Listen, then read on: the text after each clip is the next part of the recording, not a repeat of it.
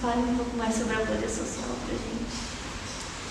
Bom, o fenômeno da internet tem trazido algumas perspectivas e algumas novidades, né, em relação à comunicação entre os indivíduos, né. A internet, ela tem, por conta dos algoritmos, ela tem trazido uma possibilidade bastante facilitadora, né, que é você encontrar seus pares. Então, você discute, você encontra pessoas que já têm pensamentos semelhantes aos seus, o que não é uma novidade, né? Já a escola de Frankfurt, né, já falava na década de 20 que havia uma indústria, né, para vender cultura, para vender arte, e que você não pode desagradar o espectador, né? Então, para não desagradar o espectador, você tende a atender às necessidades que ele tem. Então, você se aproxima já dos desejos, das necessidades. Você não cria espanto, você não cria conflito, porque você provavelmente não vai querer consumir aquilo que te desagrada. E as redes sociais, elas têm essa prerrogativa, né, de levar os indivíduos, até porque é preciso homogeneizar, facilita consumo, né, leva os indivíduos então a encontrar pares. E nesses pares, os indivíduos se centram e conseguem afirmação e até mesmo comprovação de que eles sempre estiveram certos, porque não há conflito, não há o contraditório, né? Não há o convite para pensar de uma outra forma que não seja aquela já validada pelo grupo, né, que te acolheu. Esse fenômeno a gente pode pensar um pouquinho nas tribos urbanas, né? Um fenômeno da década de 80 também, porque a gente forma grupos por identificação, o que não há problema nenhum, né? Que bom que existe uma pluralidade e a gente pode ser aceito em diferentes grupos sociais. Isso também ajuda a criar a nossa identidade. Mas se saía das redes sociais, né? Você não ficava preso, não tinha um anonimato, que hoje isso, com toda certeza, protege imensamente os indivíduos nas suas ideias.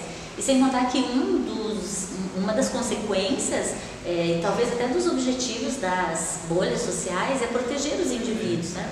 Criamos uma geração de indivíduos que não se frustram, não é à toa que hoje os indivíduos que mais procuram os consultórios de psicoterapeuta são jovens, né? A quantidade de remédios para você fugir das dores, né? Então é uma geração que a gente ensinou a não sofrer, né? E se foge de qualquer sofrimento e ouvir aquilo que não se quer ouvir, se mostra um grande sofrimento, né? A resiliência realmente não é uma característica dessa geração, né? Acho que tá bom isso, dá mais abertura pra gente poder continuar. Vocês querem fazer uma pergunta? Aquelas perguntas que vocês anotaram. Não, ela já falou tudo. Vocês não querem gravar, tipo, que a gente estava conversando, assim? A preguiça de pensar, os memes. Tá. As redes sociais, a gente só precisa cuidar porque nem todo mundo tem acesso à internet, né? Como a gente nós também vivemos numa bolha, né? Quando a gente fala em sociedade, a gente está falando de um padrão, de funcionamento. A maioria dos indivíduos ainda obtém informações pelas grandes mídias, né? Então, quando a gente fala das redes sociais, a gente está falando de um jovem de classe média, com acesso à internet, né? 46% da população tem acesso às redes sociais. Mas é um grupo que gera tendência, é um grupo que, né, que dita moda e que agrada a indústria, né, agrada o consumo. Então vocês são procuradas, né, e isso é fortalecido. E a gente percebe que essa garotada, essa juventude, embora não sejam só eles, nós adultos também usamos redes sociais, né? Mas cada vez mais, quanto mais jovem a geração, mais essa bolha se reduz, né? Se diminui. Na minha geração, a gente usa muito o Facebook e nós temos contraditórios, né? A gente quebra o pau também lá, né? Não aceita assim tão facilmente, mas nós temos ainda que ouvir algumas informações que não condizem exatamente com aquilo que a gente pensa. Já a garotada com a qual eu trabalho, né? Meninada de 15, 14, primeiro ano do médio, de 14 a 17, 18 anos, eles estão o tempo inteiro nas redes fechadas, né? WhatsApp, esses todos aí, Snap, Twitter, enfim, que eles selecionam ou são pré-selecionados, né? Para fazer parte de grupos. E eles ficam surpresos com alguma informação que possa ter sido pauta no dia, porque alguém ainda não partilhou, ou seja, a informação chega para eles a partir de alguém que já digeriu, alguém que já interpretou, né? Uma grande dificuldade é ler um clássico, eles procuram sempre comentadores, porque é muito mais fácil, então a gente percebe uma grande preguiça intelectual.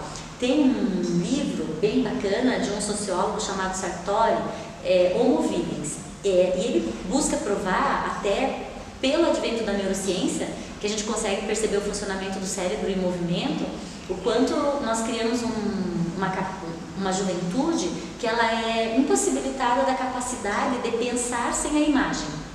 Porque a televisão, diferente do rádio, o rádio você sonhava, você falava em jardim, cada um tinha o seu jardim. A televisão, ela unificou os jardins, todo mundo tem a mesma imagem de jardim. Então o jovem de hoje, essa garotada, eles não conseguem ficar, a nossa geração já mostrava isso, né? Mas isso tem se intensificado cada vez mais, eles não conseguem ouvir, eles precisam do apelo da imagem. E a imagem já cria o que o exercício mental dele deveria fazer, né? Que é transcender, que é ir além, né? Então a aula precisa ter uma imagem. O professor tem que colocar um fragmentozinho de vídeo, o professor tem que colocar um memezinho, uma imagem, algo que ajude esse aluno a criar a compreensão daquilo que está sendo falado. E isso você pode ver, está na escola, na forma como eles se comunicam. Um texto tem que ser curto, tem que ser uma peça curta e de preferência com algum senso de humor, né? Que isso também agrada. YouTubers e os YouTubers que eles seguem são esses que também têm essa pegada de humor, né? Que criam essas peças mais facilitadoras. Então a gente está promovendo e ao mesmo tempo ampliando a incapacidade do jovem de transcender a informação cada vez mais compactada, cada vez mais recortada. Passar um documentário numa sala de aula é um tédio para a garotada, que é justamente o que o documentário faz, né? Diferente do jornal, da peça recortada, convida para reflexão, né? Então essa preguiça intelectual, ela é um grande mal, sem dúvida nenhuma. Inclusive o indivíduo volta para encontrar fontes dentro dos grupos onde as notícias são partilhadas. Quanto mais digerido, deglutido, massificado, né? Melhor para a gente poder atingir essa juventude. E diante disso, diante dessa informação, como combater isso? Como modificar? Como trazer essas pessoas para o refletir? O grande problema dessas bolhas, da informação parcial, da informação recortada, é a intolerância, ou seja, a impossibilidade do indivíduo articular com o contraditório, né? Quando a gente fala em democracia, eu gosto muito do Veflor, ele diz que democracia não é consenso, democracia é dissenso, né? Então a democracia é o espaço do conflito, a democracia é o espaço das vozes distantes. Há quem diga que a nossa democracia é muito imatura, por isso a gente tem as vozes distantes, mas a gente não sabe lidar com elas, né? É ofensa pessoal. Perguntar qual é a fonte é inimizade no Facebook com toda certeza, né? Ou algum apelido pejorativo. A neurociência tem mostrado que os indivíduos eles criam compartimentos, né? Nosso cérebro funciona assim, criando pastinhas. Desde cedo a gente não pode querer. O jovem não é ET, ele é fruto do contexto social. Se o jovem está assim é porque a sociedade está assim, né? Ele responde a uma determinada demanda da sociedade. Então nós erramos muito antes. A gente errou lá com a formação dessa garotada, né? Oferecendo diversidade, oferecendo pluralidade, porque quanto mais pluralidade a gente oferece, mais a gente amplia essas pastinhas onde a gente compartimentaliza as informações. Isso é neurológico, né? Como a gente lida com muita informação, até uma forma de proteção é colocar essas informações em pastinhas. Então eu crio um certo estereótipo em relação a coisas e pessoas, né? Quanto mais a minha pastinha se ampliar, eu dou sempre o exemplo da criancinha de 2 anos que pergunta se homem usa brinco, né? Se você diz que homem não usa brinco, na pastinha de homem dela tem uma referência, que é um homem sem brinco. O que acontece com essa criança então quando ela se depara com um homem de brinco? Não cabe na pastinha homem. Onde que ela vai jogar? Aí é a intolerância, né? Aí é a dificuldade de você aceitar uma contradição. Então quando você começa a mostrar para a criança, olha, talvez a maioria não use, talvez eu não use, comum, né? Mas há homens que usam brinco. Você deixa um espaçozinho nessa pastinha. Então, é preciso que a gente olhe um pouco antes, né?